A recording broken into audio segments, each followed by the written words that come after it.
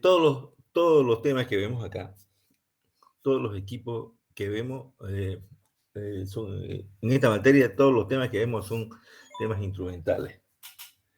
Y ahora justamente nos toca ver la polarimetría. Si nos ponemos a pensar, primero hemos estado viendo todo lo que es espectrofotometría.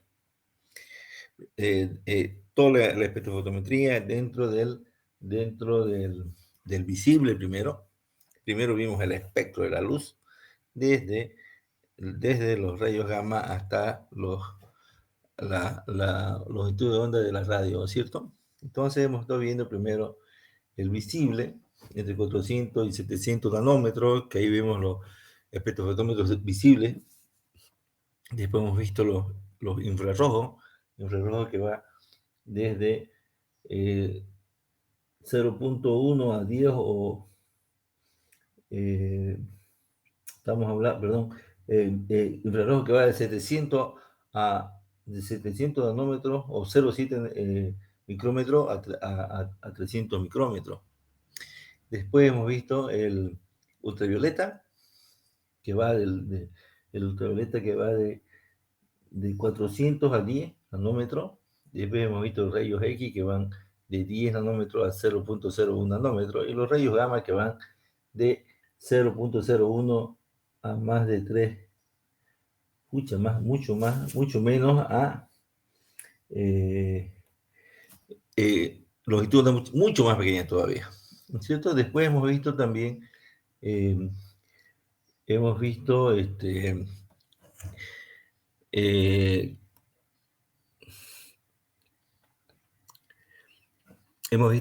absorción atómica. Lo último que vimos fue absorción atómica. Hemos visto ICP, ¿no es cierto? Y ahora vamos a ver lo que es la polarimetría. La polarimetría y después la refractometría. Con esos dos temas quiero que ustedes el viernes por lo menos tengan idea de qué es la polarimetría y qué es la refractometría para verlo, el polarímetro y el refractómetro. Ok. Después lo que nos va a quedar pendiente es la cromatografía. Que cromatografía es mucho más corto que espectrofotometría. Eso lo iremos a hacer, qué sé yo, en unas dos clases más y se acaba. Entonces, primero veamos lo que es polarimetría. Bueno, es una técnica instrumental que consiste en la determinación del poder rotatorio específico de las sustancias ópticamente activas. Estamos hablando de sustancias ópticamente activas. Estas sustancias tienen la propiedad de girar el plano de luz polarizada.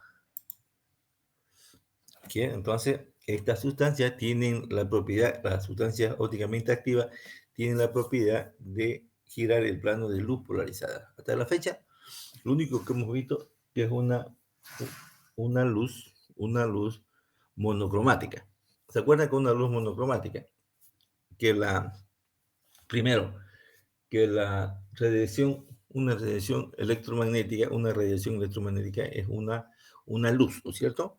Y una radiación electromagnética está formada por un campo eléctrico y un campo magnético. Cualquier luz que digamos, entonces. Entonces, quiere decir que hay un campo que está en forma, en dos planos. Entonces, uno gira perpendicular al otro. Entonces, los dos tienen la misma longitud, el campo eléctrico, dos campos, campo eléctrico y campo magnético. Esos campos son un plano. Entonces, si el plano tiene que tener base por la altura, es un plano. Entonces, y son perpendiculares, 90 grados. Entonces, y tienen una longitud, se desplazan en onda, cuya longitud de onda es la misma, y parten del mismo punto. Entonces, una luz monocromática, la luz natural viene con todas las longitudes de onda del visible, por ejemplo. Varias longitudes de onda, muchas. Entonces, cuando nosotros separamos una sola, que corresponde una sola radiación a una longitud de onda, entonces estamos hablando de una luz monocromática. Ahora vamos a hablar de una luz polarizada. Más adelante vamos a ver qué es la luz polarizada. Entonces, cuando yo hablaba de una luz una radiación electromagnética, necesitamos, por ejemplo, eh, la luz es una radiación electromagnética que posee planos vectoriales oscilantes en planos perpendiculares. Normalmente se representan ondas luminosas en uno de sus componentes, ondas eléctricas. Generalmente la onda eléctrica es la que se representa. Pero este plano, para ver este plano, tenemos que estar las X y las Y o las Z, pero en este plano. Está este de acá. Y el otro está en este plano de acá. Por ejemplo, si nosotros vemos, podría ser una pared y este podría ser el piso. Pero las dos parten del mismo origen, tienen la misma longitud de onda, de aquí a acá y de aquí a acá, y tienen el mismo sentido. Esta es una radiación electromagnética. Esto puede ser una luz monocromática. ¿Ok? Entonces, generalmente, una luz luminosa se representa por los componentes de la onda eléctrica. Es decir, esta onda generalmente uno dice, esta es una onda, pero sí, ella está conformada por dos campos, por dos planos. Este plano eléctrico y este plano magnético, campo eléctrico y campo magnético.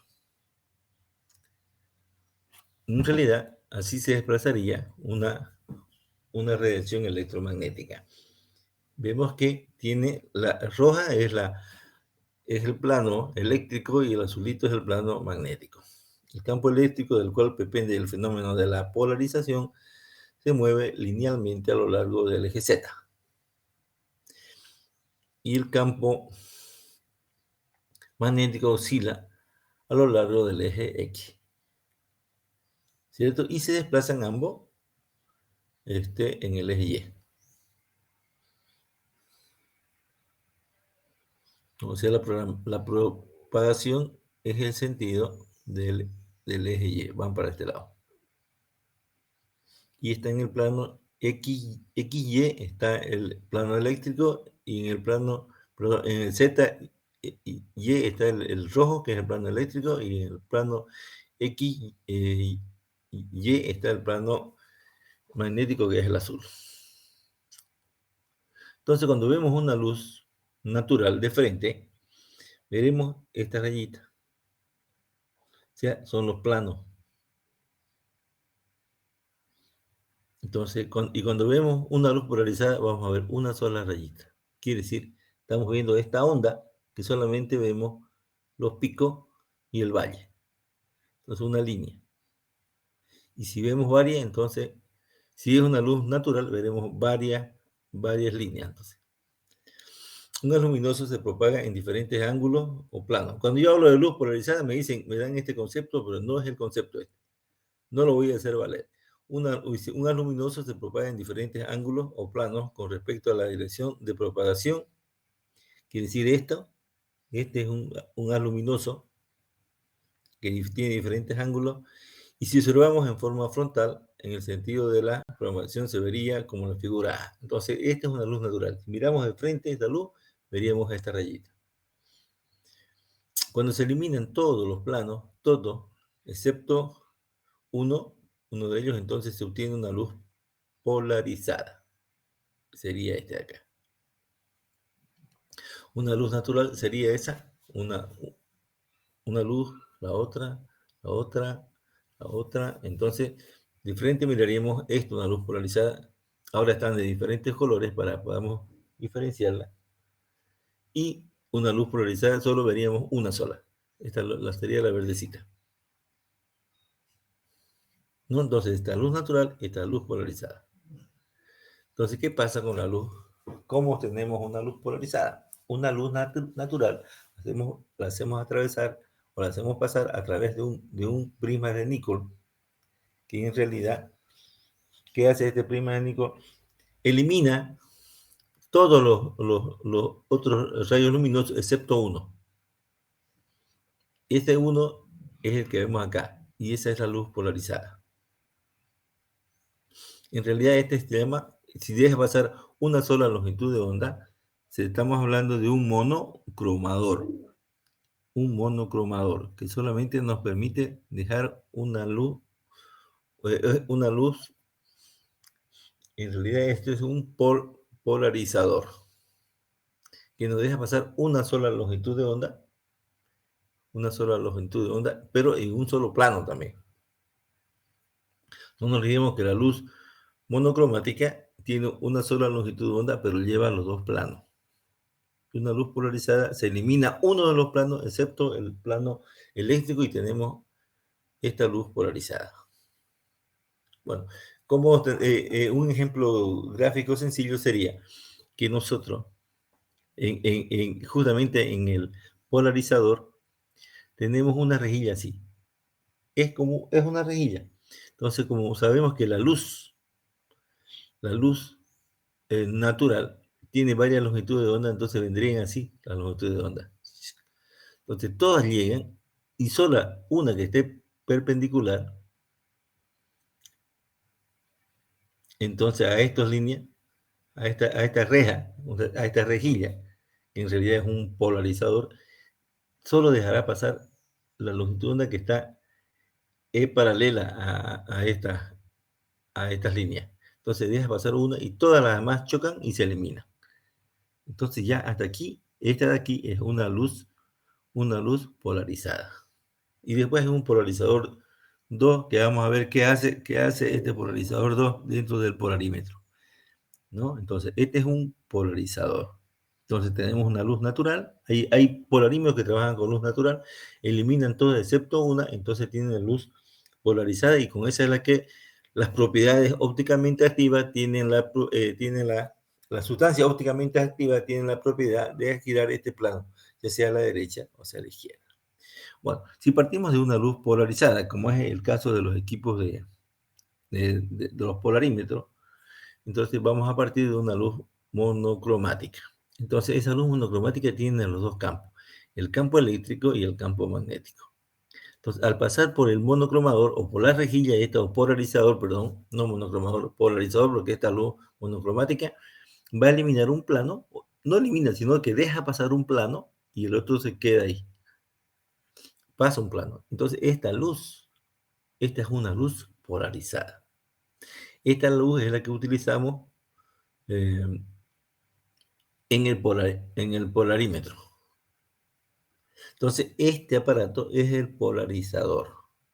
Entonces, por aquí vemos que a partir de una luz monocromática podemos obtener una luz polarizada. Perdón un ratito. Marcio. Mira, Marcio, no pude hablar con esta noche. Mira, yo a las 10, escúchame, a las 10 yo termino, estoy pasando clase ahorita, termino mi clase y le doy una llamada, ¿te parece?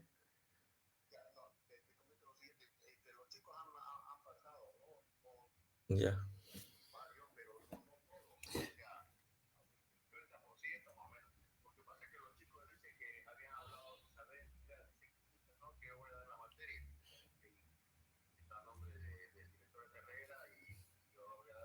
No,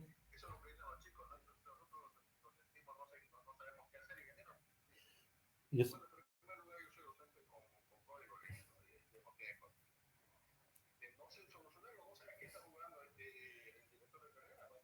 sí, claro, ya. No, y además, Marcio, no podés dejársela así tranquilamente la materia, ¿no? Decirle, yo sabés que me voy a quejar a la FUC porque vos estás haciéndose la burla de la calidad de la, ¿cómo te digo? De, digamos, la calidad académica, ¿no? Estás jugando con la calidad académica. Además, si bien esto, en todo proceso, pues, de rediseño curricular, no hay, no, es solo ni cuando creas una materia, todos los docentes entran por concurso de mérito. En la medida que va creciendo la carrera, se va consolidando, vas también consolidando su plantel docente, pues, ¿no? Va mejorando, pero aquí no hay tales. No hay tales. Así me pasó cuando yo lo metí al doctor Arrazola, pues. Él entró justo, se murió, pues, ¿te acuerdas de este docente? Gonzalo Serrano, claro, que el abogado. Se murió pedida de mi amigo, igual. Entonces, yo llamé a buscar porque tenemos que cumplir ya nomás sobre el semestre, pues, ¿no? No había tiempo. Y entonces Juan Carlos me dice, ahí esto. Y aparte, yo no lo conocía, doctor Arrazo. Y lo programé.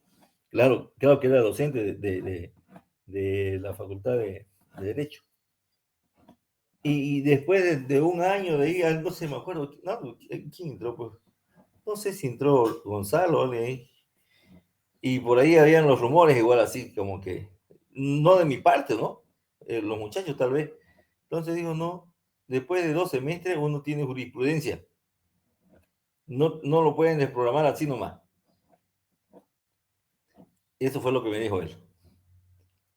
Y como Ramiro no tiene un ratito, espera. Un ratito, jóvenes, por favor, espérenme. Un ratito, por favor. Un ratito.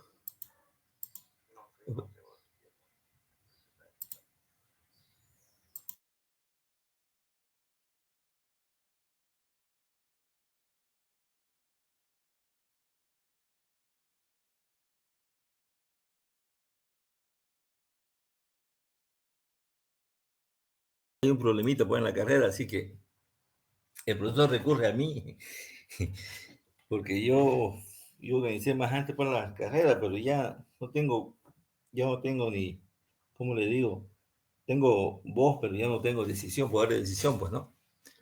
Pero vamos a tratar de solucionarlo ya. Bueno, entonces, aquí partimos para obtener una luz polarizada, partimos de una luz natural.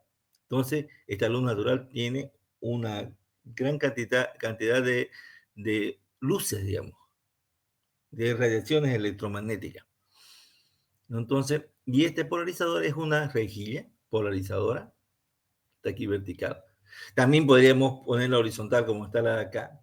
Y entonces sí o sí va a dejar pasar una, una radiación, pero un plano, ¿no? Un plano. Entonces esta luz es una luz, esta de aquí, perdón, esta luz es una luz polarizada, a partir de una luz natural.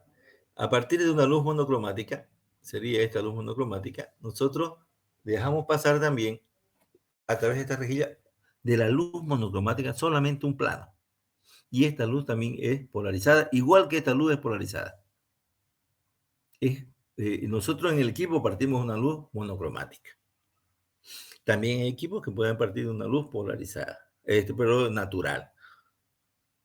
Entonces, este sería el polarizador y este también el polarizador. Vamos a ver cuál es la función de este de acá en el equipo. Pero ya sabemos que en el equipo hay un polarizador 1 y un polarizador 2. ¿Ok? Bueno, ahí vamos a ver cómo funciona este de acá. Bueno, entonces, hablando de sustancia ópticamente activa, las sustancias ópticamente activas son las que presentan isomería óptica, es decir, los enantiómeros, moléculas asimétricas. Son moléculas que tienen la misma estructura, la misma composición de su átomo, ¿no? Pero tienen diferente estructura. Por ejemplo, estas son moléculas leucógenas. Los isómeros ópticos son imágenes especulares uno de otro. ¿Qué significa especulares? Que no se pueden, estas son, fíjense ustedes, es como que tuvieran eh, sus manos con la palma para arriba. Fíjense que el pulgar apunta hacia afuera, ¿no es cierto? Si le damos la vuelta a nuestras manos y la ponemos una mano mirando la palma hacia abajo y la otra mirando hacia encima, veremos que no van a coincidir la ubicación de estos átomos, ¿cierto?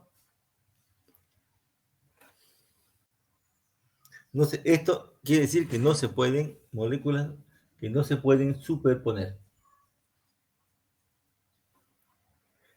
Estas moléculas no se pueden superponer. Entonces, estos sí son carbonos asimétricos, porque están bien en el centro igual, los dos. Si la ponemos, si la ponemos encima, una encima de otra, van a ver que esto, digamos, si lo marcamos, estos átomos son diferentes. Entonces no podemos superponerlo.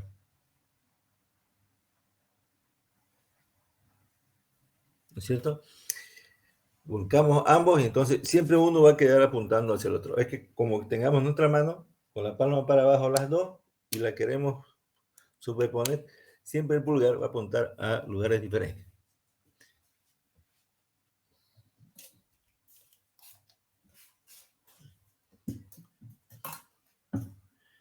Bien. Entonces, ¿qué es la isomería? Es una propiedad de aquellos compuestos químicos que tienen la misma fórmula molecular de iguales proporciones relativas de los átomos que conforman su molécula, pero presentan estructuras químicas distintas, por ende, diferentes propiedades y configuraciones. Entonces, aquí hablamos de isomería óptica, ¿no es cierto? ¿Qué tienen que decir? Que tienen la misma fórmula molecular, pero tienen diferente estructura química. Entonces los isómeros son compuestos diferentes que tienen igual fórmula molecular. Isómeros estructurales, compuestos que tienen igual fórmula molecular y diferentes fórmulas estructurales. Entonces la estructura, cómo está compuesta en el espacio, es diferente. Estereoisómeros tienen igual fórmula molecular, igual fórmula estructural, pero difieren en la orientación espacial de sus átomos. Entonces, como le dije, los átomos están en otra dirección. Entonces, siempre hay diferencia. Entonces, hay diferentes. Estamos hablando de isómeros estructurales y de isómeros estereoisómeros. Son iguales, pero tiene algo los diferencia. Vamos a ver después un ejemplo. Moléculas quirales, sus imágenes.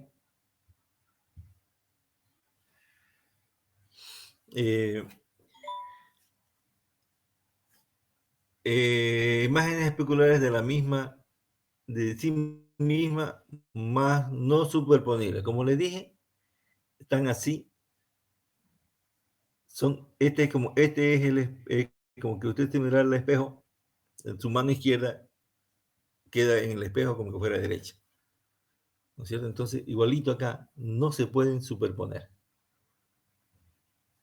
No se pueden superponer. Dos enantiómeros isómeros ópticos de un compuesto orgánico con carbonos asimétricos, por ejemplo, la glucosa. ¿Mm? No podemos superponer.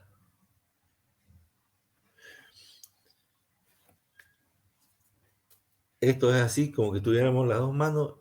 Si la encimamos una a la otra,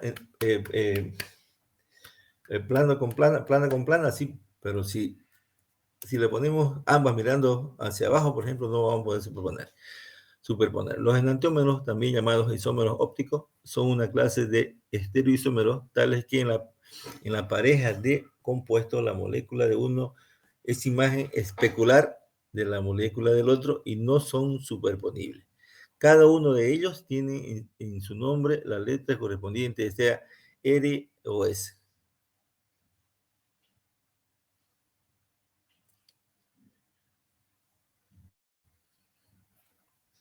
¿Cómo nosotros aprendimos esto que no son superponibles en química 100? ¿Cómo se llaman esos compuestos?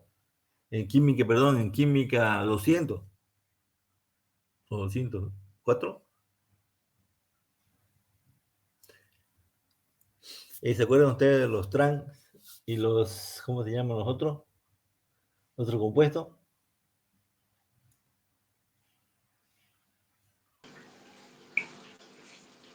A ver quién llevó química 200, 204. ¿Cómo se llaman?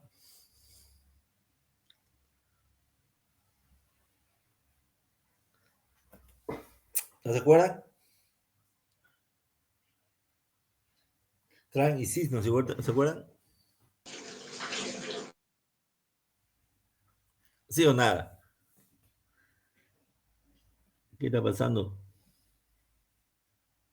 Entonces, si estamos hablando de estos compuestos, de estas estructuras moleculares, estamos hablando de sustancias orgánicas. Una mezcla racémica es una mezcla de isómeros ópticos con 50% de levógiro y 50% de estrógiro, ópticamente inactiva. También ustedes ya vieron en química 200, en química 204, que son levógiro, que son de estrógiro, ¿cierto? Entonces, fíjense ustedes que estamos hablando de un compuesto que tiene 50% de levógiro y 50% de estrógiro. Esto nos da una mezcla racémica. Son dos compuestos. La capacidad de hacer girar el plano de la luz polarizada la presentan los enantiómeros puros o mezclas no equimolares. Entonces, los compuestos enantioméricos presentan la actividad óptica en la misma proporción, pero en direcciones opuestas. Rotación de estrogira es en sentido de la manecilla del reloj. Quiere decir que una luz polarizada al atravesar una sustancia ópticamente activa desvía el plano de luz polarizada a la derecha. Y las que tienen la propiedad de hacer girar ese plano a la izquierda se llaman levógiras. A la derecha destrorotatoria o destrógira, dextrogira, que giran a la derecha, y levorotatoria o levógira, que giran a la izquierda. Entonces ya sabemos que hay dos tipos de sustancias, una que desvían a la derecha y otra a la izquierda.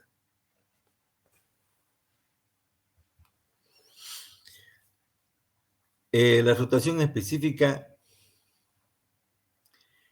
alfa es la única propiedad física que diferencia a un par de enantiómeros. O sea, la rotación es la que diferencia un par de enantiómeros. Por ejemplo, vamos a ver un poquito más adelante. La rotación específica, ¿cómo se mide? Por esta ecuación. Esta es la ecuación específica y esta significa la longitud de onda de la luz con la que medimos esta rotación específica. L es la longitud de la celda con la que donde estamos midiendo. C es la concentración de la solución que vamos a medir o que queremos encontrar. Y D es la longitud de onda en nanómetro de la luz que vamos a utilizar. En este caso, en este equipo se utiliza una luz de sodio. Vamos a ver estos ejemplos de isómeros, por ejemplo, el ácido láctico del tejido muscular, que ese que se forma cuando uno está haciendo actividad física o está corriendo, llega un momento que comienza el cuerpo a formar ácido láctico del tejido muscular. Por eso es que uno quiere correr y además ya el cuerpo no le responde porque la formación de ácido láctico es tanto que ya el cerebro quiere, pero el cuerpo no puede. Entonces, ese ácido láctico del tejido muscular tiene una rotación específica de más 2.5 grados. Quiere decir que desvía la luz al lado derecho. Es destrógira, por llama destrógira. Positivo D. Y el ácido láctico, por ejemplo, este se puede también expresar como un ácido láctico positivo, que quiere decir destrógiro. Usted sabe que ya este es un ácido láctico. Si es positivo, así sabe que es un ácido láctico que corresponde al tejido muscular. Un ácido láctico, por ejemplo, el ácido láctico de la leche, como el que se cuaja la leche para hacer queso y demás cosas, ese ácido láctico que se forma en el suero es menos 2.5. Fíjense que tiene el mismo ángulo de desviación, pero este desvía a la izquierda.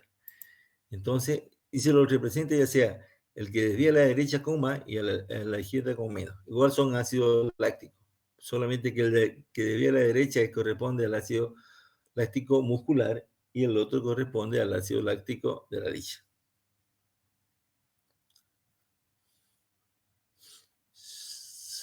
Entonces, la composición la posición de los radicales es diferente, ya sea en uno o en el otro. Entonces, un esquema del polarímetro, comenzamos, por ejemplo, lo que primero necesitamos es tener una fuente de luz normal, en este caso una luz de sodio. Vamos a partir directamente de una luz de sodio. Entonces, en el otro extremo tenemos un visor, que es para ver esta luz de acá. Entonces, aquí, antes de entrar, este es el cuerpo del equipo. Entonces tenemos aquí una entrada de la luz. Aquí tenemos un prisma de níquel, que es el que hace que la luz que ingrese de acá, esta luz monocromática, se transforma en luz polarizada. Esta parte de acá es el cuerpo donde está el tubo donde va la muestra. Esto se abre y se coloca un tubo. Hay de dos tamaños. Entonces se coloca la muestra. La luz de hasta aquí es una luz monocromática. Tiene los dos campos. Si se fijan ahorita, ahí van a ver los dos campos. Entonces, al atravesar el prisma, se vuelve una luz polarizada. Atraviesa la muestra y como esta muestra de acá tiene la propiedad de girar el plano de luz, fíjense ustedes que este plano de acá se desvía por la propiedad que tiene la muestra, ya sea para la derecha o por la izquierda. Este de acá es otro polarizador. Entonces, inicialmente, cuando no tiene la muestra, cuando no tiene la sustancia, cuando calibramos el equipo, esta luz atraviesa y nosotros vemos un plano claro en el visor. Cuando entra esta muestra de acá, primero vamos a saber si gira a la derecha o gira a la izquierda. Vamos a ver cómo, más adelante. Entonces acá, si esa luz es de estrógena, gira a la derecha, esta rejilla, bueno, aquí era una rejilla, aquí es la otra, se la mueve de tal forma que se pone paralelo a este plano. Esa luz que se desvió, se la vuelve a poner paralelo y entonces la luz atraviesa. Y nosotros medimos esa luz que se desvió, que es el ángulo de desviación de la luz. Eso es lo que leemos.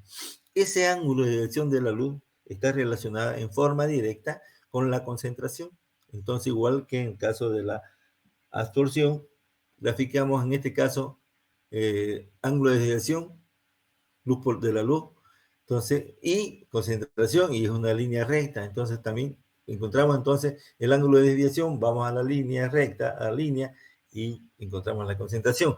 Para trazar esta línea, también nosotros, dentro de un cierto margen, trazamos una línea y la comprobamos que sea recto. ¿Cómo? Leyendo el índice de desviación. Índice de desviación, digamos acá, índice de desviación, y en el eje de las X ponemos la concentración. Entonces tenemos la línea, encontramos el índice y llegamos, encontramos la concentración. Eso es lo que queremos encontrar con este equipo. Estamos hablando de azúcares más que todo. Entonces este equipo se utiliza más en la industria azucarera. ¿Cómo funciona? Como le dije, esta puede ser una fuente de luz luminosa, puede ser una luz natural. Pasa por el polarizador, elimina todos los planos excepto uno. Este pasa, es una luz polarizada, pasa a la muestra. Todo esto de acá es la parte del polarímetro donde va la muestra, los tubos con la muestra. Son tubos de Nessler, se llaman. Entonces entra la muestra acá, esta luz la va atravesando y se va desviando. Finalmente se desvía. Entonces acá vamos a ver, como le dije antes, vamos a ver si está desviada a la izquierda o a la derecha. Si está a la derecha, tenemos que mover, entonces ya sea este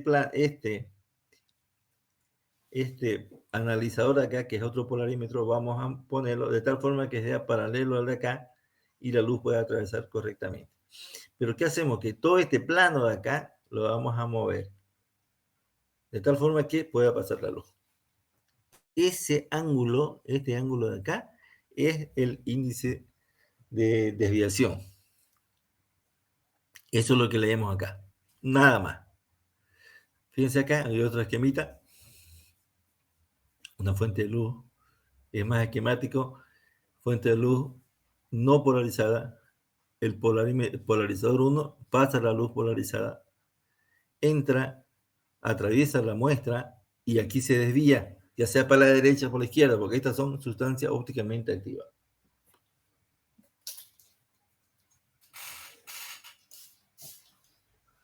Ópticamente activas, ¿no?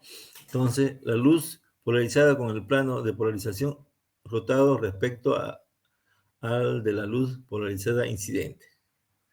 Entonces ahí se va a desviar. Entonces aquí, este plano, perdón, este polarizador 2, que es una rejilla igual, entonces la acomodamos, entonces se va a desviar. Si se desvía para la derecha, es de estrógena. Si desvía la luz, ¿no es cierto? Para la izquierda es levógena. Entonces vamos a mover este plano de tal forma que esta la vamos a poner igual que ella, en la misma dirección, y entonces vamos a ver la luz. Y después nosotros leemos en un analizador acá, vamos a leer el ángulo de desviación. Entonces, ese ángulo de desviación está en función de la concentración. Entonces, una vez que introducimos la muestra, no sabemos si va a la derecha o a la izquierda, en el polarizador, vamos a ver si es levógira o levógira, que gira a la izquierda, vamos a ver esta imagen. Oscuro a los costados del visor y clarito en el medio. Si gira a la derecha, a los costados es claro y en medio oscuro. Entonces cualquiera de los dos nos va a dar, porque dice levógira o estrógena, y vamos a girar en sentido contrario. El giro del mando del analizador en el sentido contrario de las agujas del reloj. ¿Ok? Y cuando es de estrógena, girar el mando del analizador en sentido de las agujas del reloj para la derecha. Ok, entonces, y después, cuando ya vemos, se pone todo otra vez naranja, ya van a ver en la vida práctica, entonces ahí hacemos la lectura. Bueno, estos son los polarizadores. Nosotros tenemos, ni siquiera de esto, uno de estos nos está llegando, para decirles que estos equipos son difíciles ya de conseguir. Fíjense que aquí está la cavidad donde va, estos son los tubos Nessler, con doble S. Entonces, aquí lleva una muestra, esto se abre y ahí se coloca la muestra. Esto es de aquí para acá va la cosa. Aquí está la fuente de luz. En este caso, fíjense, la fuente de luz está directo acá. Aquí hay un polarizador, polariza la luz, entra, se desvía y aquí hay un analizador en medio. Entonces nosotros con vamos a ver para la derecha o la izquierda según sea levógira o estrógira. Y cuando veamos la luz que pasa otra vez como al comienzo, se pone bien naranjita acá, entonces ya quiere decir que está paralelo y entonces vemos el ángulo, leemos directamente aquí el ángulo de desviación, que es proporcional a la concentración. Un equipo, el viejito que tenemos en la carrera es parecido a este. Aquí está la fuente de luz, la lámpara. Bueno, lo moderno, pues ahora usted pone la muestra y directamente le da el resultado, sin saber cómo funciona, ¿no? Como le dije, un polarímetro de laboratorio tiene la luz de la fuente de luz, un polarizador, que sería esta es la luz sin polarizar, este es el polarizador, la luz polarizada entra sobre la muestra, se desvía, hay un analizador que es otro polarizador, o el polarizador 2, que con este sabemos si va a la derecha o a la izquierda, movemos y leemos el ángulo. Lo volví a poner acá porque es el que tenemos en el laboratorio. Bueno, y el moderno son estos que directamente usted coloca acá la muestra y le da el resultado. Mira por ahí, ya está listo. Fíjense, este es otro diferente. No diferente, no tiene el mismo funcionamiento, pero ya, fíjense que la muestra de acá. O sea, todo es directo. Todo es directo. Uno le da el resultado. Solo tendrá soluciones patrones para calibrarlo y después, ni siquiera es calibrar, se llama ajuste, lo ajusta y comienza a leer. Después de mucha lectura, mete el patrón y si está bien, si repite, quiere decir que está bien, usted sigue leyendo. Bueno, eso es el polarímetro. Bueno, hoy día, ¿qué hora son ahorita? A ver, quiero ver la hora. Son las 9:29. Voy a tratar de hacerlo lo más rápido, lo del refractómetro, que es un poquito más largo, pero lo que pasa es que yo tengo que ir a una oficina de la AFP y en la AFP uno no puede ir y establecer sus horarios que uno desea, sino lo que ellos le dan. Y entonces el viernes, y yo no pasé clase con ustedes porque justo tenía programada una consulta con la AFP y estuve hasta las 12:30 más o menos. Entonces, hoy día me programó tengo que estar a las 10 de la mañana ya, voy a tratar de estar lo más rápido posible. Y así que quiero que veamos el refractómetro, si no, lo vamos a volver a repetir en la próxima clase. Pero yo quiero que tengan el concepto para que lo pueda ver el equipo en el laboratorio. Bueno, hablar del refractómetro. También es un equipo, es un instrumento, como química analítica instrumental. El otro vimos la desviación de la sustancia ópticamente activa. Vimos que en una espectrofotometría, la absorción de la luz, que está la absorbancia, que es proporcional a la concentración. Acá vimos la desviación de la luz de la sustancia ópticamente activa, que es proporcional también a la concentración. Ahora vamos a ver a la refracción, que es otro fenómeno de la luz. Todo lo que vemos aquí es en base a la luz, por eso que ustedes sí o sí tienen que conocer el concepto de luz, pero bien claro, el concepto de luz, el concepto del espectro de la luz natural, de la luz, conforme viene del sol, y cómo está conformada, está compuesta la luz natural. Entonces, eso, el que no sabe eso, por más que sepa lo demás, se aplaza porque el concepto no lo tiene. Bien. Entonces, la refractometría es una técnica analítica que consiste en la medida del índice de refracción de un líquido con objeto de investigar su composición, si se trata de una disolución, o de su pureza, si es un compuesto único. Los refractómetros se utilizan para medir en líquidos sólidos y en gases como vidrios y gemas. ¿Qué es lo que leemos? El índice de refracción. El índice también, una desviación también que hay de la luz. Pero tiene otro concepto. En la polarimetría es, digamos, el índice de desviación de la sustancia ópticamente activa. Aquí de líquido y de sólido. La refractometría es un método óptico que determina la velocidad, que determina la velocidad de propagación de la luz en un medio compuesto de sustancia, cuerpo, la cual se relaciona directamente con la densidad del medio compuesto de sustancia o cuerpo. Fíjense que la refractometría determina la velocidad de propagación de la luz en un medio, o un compuesto, o una sustancia. Es la velocidad de propagación, o sea, cómo pasa por ahí, la cual se relaciona directamente con la densidad. Si está más denso, tiene su relación, ¿no es cierto? Para explicar este principio se utiliza la refracción de la luz. ¿Qué es la refracción de la luz? Una propiedad física fundamental de cualquier sustancia, y la escala de medición de este principio se llama índice de refracción.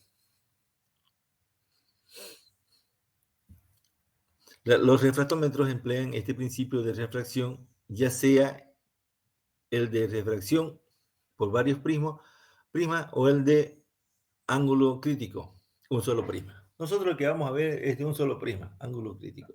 Y su escala primaria de medición es el índice de refracción, a partir de la cual se construyen las diferentes escalas específicas, Brix, azúcar, densidad específica, porcentajes de saturación de la sal, porcentaje de la sal, etc. Entonces, como vemos en el polarímetro, no vimos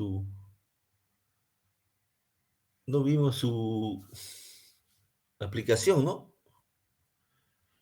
Y me salté. Bueno, después se lo voy a dar. Pero el polarímetro, por ejemplo, mide el índice de refracción generalmente de los azúcares, de diferentes azúcares. Entonces, por ejemplo, en el caso del azúcar de caña, la glucosa,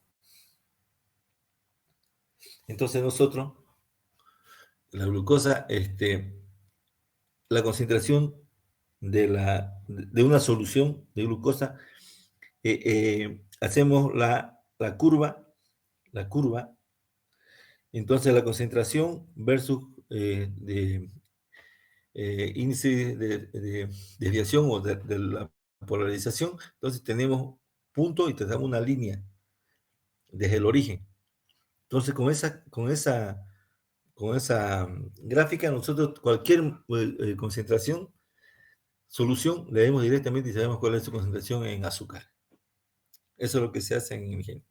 También en este caso igual se puede hacer con el índice de refracción, también se puede medir la cantidad de azúcar en porcentaje que hay en una solución. También se utiliza el refractómetro en la industria azucarera.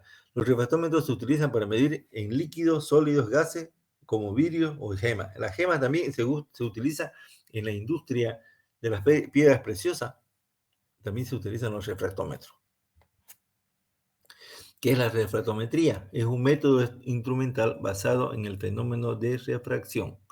El fenómeno de refracción se define como el cambio de velocidad que experimenta la radiación electromagnética, luz, al pasar de un medio transparente a otro. Entonces, esa es la refractometría. Es el cambio de velocidad que experimenta la radiación electromagnética, o sea, la luz, al pasar de un medio transparente a otro. Fíjense ustedes que este lápiz está recto, pero nosotros vemos pareciera que esté doblado, ¿no? Pero más o menos, si trazamos una línea recta, el lápiz, vamos a ver que hay una desviación, pero es por la luz, ¿no es cierto? Cuando un rayo de luz pasa oblicuamente de un medio hacia otro de densidad diferente, su dirección cambia al atravesar la superficie que lo separa. A esto se llama refracción. Si un segundo medio es ópticamente más denso que el primero, el rayo resultará más perpendicular a la superficie.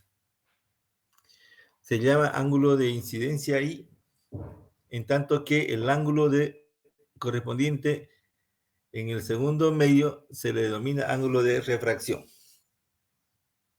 Entonces, este es una luz incidente, viene de un medio, de aquí para acá es un medio y de aquí para acá es otro medio.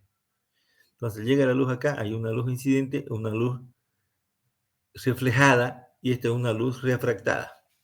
Este es el índice de refracción. Este es por eso que vemos el lápiz que estuviera en el agua, tuviera un chueco. Es por esto es lo que vemos. Este ángulo es el ángulo de refracción. Este es el ángulo que medimos. Este de aquí es un medio. En este caso, si esto es agua, en el caso del lápiz, esto es el aire, es un medio, y el agua es el otro medio. Cuando un haz de luz que se propaga por un medio ingresa a otro distinto, una parte del haz se refleja mientras que la otra sufre una refracción. Una se refleja, y otra sufre una refracción, que consiste en el cambio de dirección del haz. Esto es lo que medimos. Si el seno de I y el seno de R, seno de I y el seno de R, son directamente proporcionales a la velocidad de la luz en los dos medios, incidente y R, estos son igualitos, incidente y R, se llama índice de refracción N. Si el rayo incidente está en el medio más denso, N será menor que 1. En caso de nosotros, entonces N tiene que ser menor que 1. Si el rayo de incidente está en un medio más denso, incidente, el que viene, es menor que 1. O sea, viene, digamos, de uno más denso a otro menos denso. En el caso del aire y el agua, viene de uno menos denso a otro más denso. Si el rayo incidente está en un medio más denso, N será menor que 1. Si está en el menos denso, mayor que 1. Por lo general, se considera que n es mayor que 1 cuando el rayo pasa de medio ópticamente menos denso, generalmente aire, al más denso. Entonces, en nuestro caso, el rayo va a ser, el índice de refracción va a ser mayor que 1.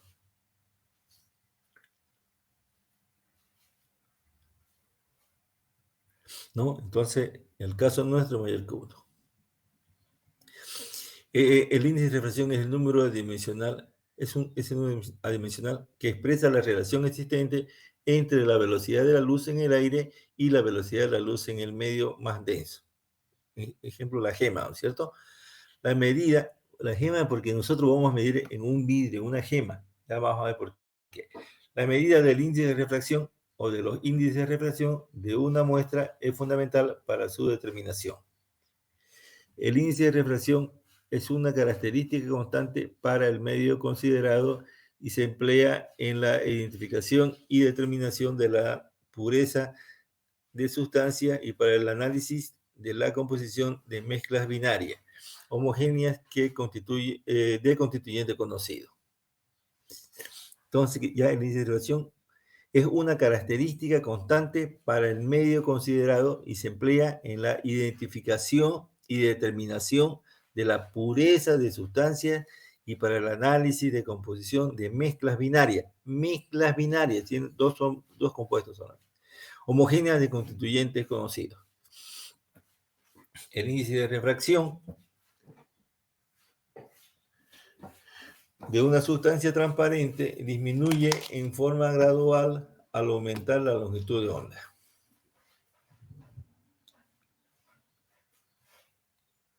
Excepto en las regiones de absorción donde el índice de refracción varía abruptamente. Al cambio de refracción con la longitud de onda se le llama dispersión. Nosotros no vamos a ver nada de dispersión, solamente refracción. Cada medio, cada material posee un índice de refracción característico n, que mide la relación entre la velocidad de la luz en el vacío y la velocidad de la luz en la sustancia. Entonces se calcula mediante la siguiente fórmula. El índice de refracción del medio y C es la velocidad de la luz, 3 por 10 a la 8 metros sobre segundo, y B es la velocidad de la luz en el medio en cuestión. Dado que la velocidad de la luz en cualquier medio es siempre menor que en el vacío, el índice de refracción será un número siempre mayor que 1. En el vacío igual a 1, en otro medio menor que 1.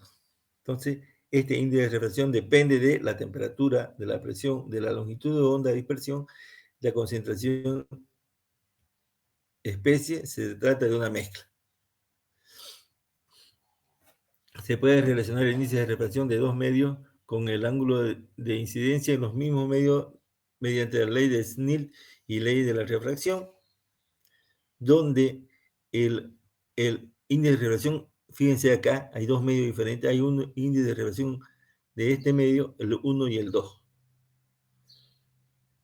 Entonces, por el seno del ángulo, este de acá, es igual al índice de refracción en el otro medio, 2 por el seno del ángulo, θ 2, que es este angulito de acá. En este caso se desvía, está desviando por el otro lado. El ángulo entre el haz incidente y la normal perpendicular a la superficie es el θ 1, el θ 2 el ángulo entre el haz refractado y la normal de la superficie. El ángulo de incidencia θ 1 es igual al ángulo de reflexión 1. La refracción específica es la relación entre el índice de refracción y la densidad. También se conoce como la ecuación de Lorentz y Lorentz. Esta es para determinar el índice de refracción específica. La refracción específica es muy útil como medio para la identificación de una sustancia y como un criterio de su pureza. Entonces, los fabricantes de refractómetros emplean principalmente dos sistemas de medición. Sistema transparente para refractómetros de AB, que es el que tenemos, y sistema de reflexión para refractómetros digitales. Sistema de transparente Fíjense, nosotros vamos a tener dos prismas, un prisma estable, y echamos la muestra, y entonces viene una luz que ingresa por acá, y nos va a reflejar esta luz acá, y nosotros aquí vamos a tener este ángulo. Ok, entonces el ángulo está en función de la concentración de la solución binaria. Utilidad refractométrica: confirmar la identidad de un compuesto, medir su pureza, conjuntamente con otras propiedades físicas, utilizarse como base para medir la concentración de una mezcla binaria. Entonces nosotros tenemos el índice de refracción y la concentración del componente de una mezcla binaria, por agua y alcohol, por ejemplo, agua y azúcar. Entonces trazamos la línea, nuestra línea, que está en función de la concentración, nos da preparamos las soluciones de concentración conocida y leemos el índice de refracción y vamos a trazar nuestra línea. Después, cuando tenemos la muestra, leemos el índice de refracción, nos vamos a la curva y encontramos la concentración. Fácil. Los aparatos más importantes se basan en dos principios: refractómetro de ángulo límite o crítico y refractómetro de desplazamiento de imagen. Nosotros vamos a ver el primero. El límite o crítico, dijimos de límite o crítico, desplazamiento de imagen. Nosotros el segundo. Perdón. De imagen tenemos dos prismas. Aparentemente aquí le echamos al agua y se cae, pero esto está ubicado en otro. Lo vamos a rotar a la derecha.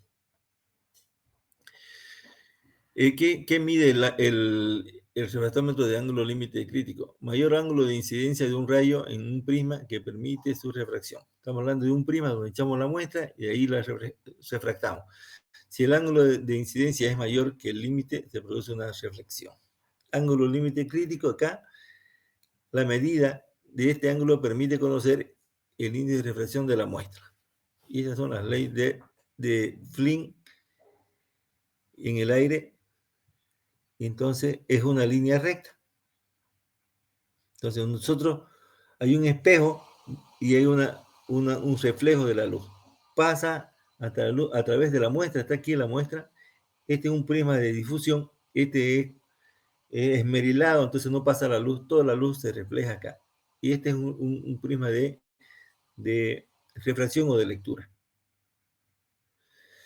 En estos aparatos se mide el desplazamiento del rayo refractado en relación al rayo incidente, en vez de medir el desplazamiento de la línea de separación entre la zona clara y oscura, debido al ángulo límite. Se construye un prisma con la muestra y el índice se calcula en base al desplazamiento angular de la luz al pasar por la muestra. Si la muestra es líquida, se coloca en un recipiente en forma de prisma. La precisión es unas 2 veces superior a la obtenida con el refractómetro de AB. No hay límite en la determinación del índice de refracción y se puede trabajar en un mayor número de longitudes de onda, incluso zonas del ultravioleta e infrarrojo. Cercanos si usan prismas de cuarzo. ¿Cuáles son los que existen actualmente? El de AB, el refractómetro de AB, el de inmersión, el de Pulfrich. Este ya está casi desechado. O sea, el de AB y de inmersión. Nosotros tenemos un portátil de esto. Entonces, el refractómetro de AB, bueno, aquí aparentemente se saldría la muestra, pero no es así. Al mover el prisma, este P2, se mide en una escala al índice de refracción de la muestra que se refleja en el ocular con una precisión de 0.001. Con ayuda del amplificador aumenta hasta 0.0001 más 1. Entonces, utilizando un monocromador, una línea solamente de sodio como luz. Generalmente utilizamos luz natural. Este es el refractómetro de AB. Fíjense ustedes que aquí está el prisma de lectura, de medición, y este es el prisma de iluminación que les decía que es esmerilado. Aquí se echan dos gotitas de la muestra y se cierra. ¿Con qué ajustamos el refractómetro? Con agua natural, agua destilada, obviamente. Aquí un compensador y aquí el ocular. y tornillo de ajuste. Bueno, primero tenemos que conseguir estos ángulos, el sello incidente. Y después leemos aquí mismo, en la parte de abajo leemos el índice de refracción. El refractómetro de AB, como pieza fundamental, consta de un prisma recto de Flynn, el prisma, el vidrio, posee un elevado poder dispersivo, propiedad que mide la separación angular relativa producida en los colores extremos del espectro. La sustancia líquida a ensayar se coloca en forma de gota sobre la cara, pulimentada y libre del prisma. Se aprisiona mediante otros prismas de igual forma, pero que posee esmerilada su cara externa. Ambos prismas están unidos mediante una bisagra que permite el libre giro de uno de ellos. El refractómetro de AB, a continuación, se recogen varias imágenes del refractómetro de AB según el modelo aparecido en años sucesivos al primero fabricado por Zeiss. Estos fueron los rusos. Estos son los prismas. Entonces aquí esto se gira y se echa la muestra y se cierra y se lee. Aquí igual, aquí se echa la muestra y este se gira acá. Este igual, aquí se echa la muestra y este se gira acá. Y se lee directamente y aquí se va leyendo. Este es más o menos parecido al que tenemos, solo que es más delgadito. AB era un científico alemán cuya innovación teórica y técnica condujeron a grandes mejoras en el diseño del microscopio. Él hizo el AB.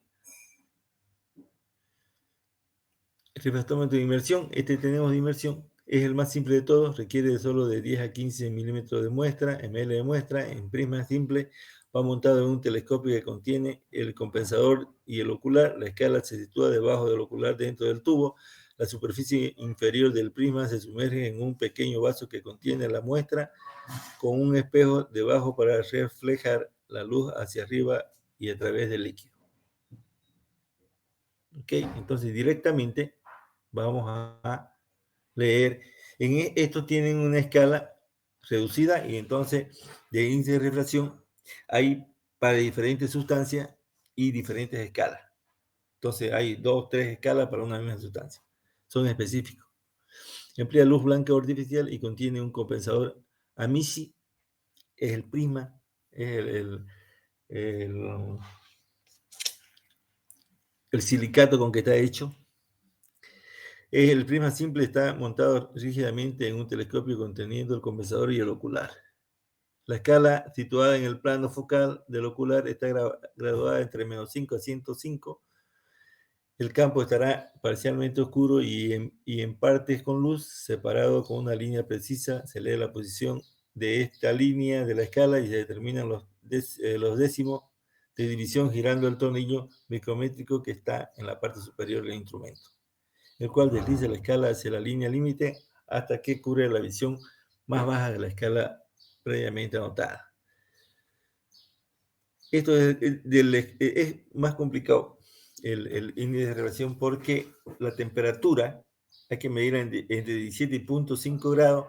Para nosotros es complicado porque no llegamos a esa temperatura, pero pues se puede solucionar midiendo. Esta es ya una refracción, esta es una escala de refracción a diferentes temperaturas. El de inmersión es más complicado.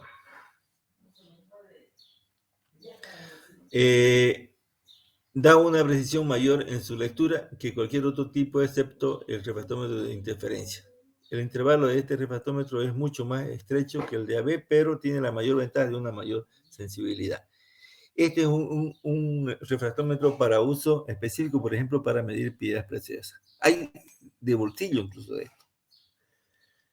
Entonces, en el zircón se pueden observar como los minerales con birefringencia alta se aprecia una duplicación de la imagen de la faceta de la culata vista desde la corona de la piedra tallada. Entonces, los geólogos, los tipos que venden gemólogos, saben, entonces cuando miran con un refractómetro específico, saben cuál es una piedra falsa o una piedra natural.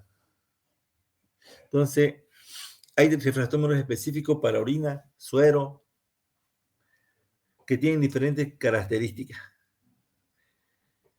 Este es el de mesa tipo AB, 3T. Ya todos tienen la misma función. Y aquí hay algunos ejemplos de la industria. Esto lo estoy pasando rápido porque lo vamos a volver a ver la próxima clase. Estos son los refractómetros. Tenemos este refractómetro digital. Este no es digital, perdón. Este que tenemos de inmersión de tornillo. Este tenemos en el laboratorio, tenemos dos, creo, tres. Y este es un digital. Ya le echo una gota y directamente usted ya lee. Estos son los de AB. Más o menos parecido a este que tenemos. Este es el color, más que diferencia. Ahí, este de acá. Este es la B, el más antiguo. Y este fíjense, con una pantalla. Estos son los más modernos.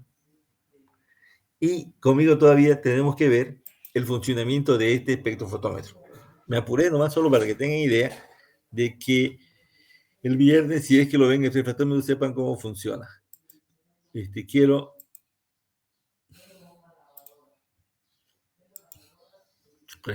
tomar la lista, perdón, antes de dejarlo, porque como les dije, tengo una cita con mi AFP.